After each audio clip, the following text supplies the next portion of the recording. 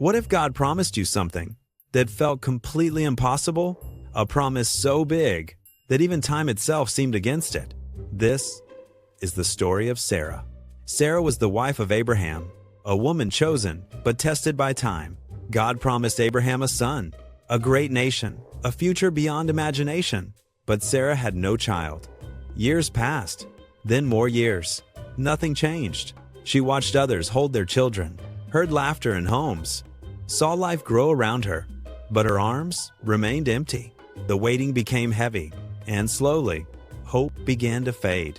One day, Sarah made a decision. She tried to help the promise. She gave her servant Hagar to Abraham, thinking maybe this was the way. Maybe God needed help. But human plans cannot replace divine timing. Things became complicated. Pain entered the story. And still, the promise had not come. Years passed again. Then one day, something unexpected happened. Visitors came, and they spoke a message. Sarah will have a son. Sarah heard it, and she laughed. Not because it was funny, but because it felt impossible. At my age, she thought.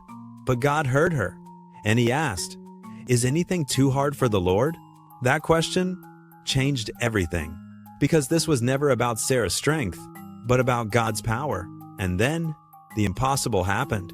At 90 years old, Sarah gave birth, a son. His name was Isaac, which means laughter. The same laughter of doubt became laughter of joy. The promise was fulfilled.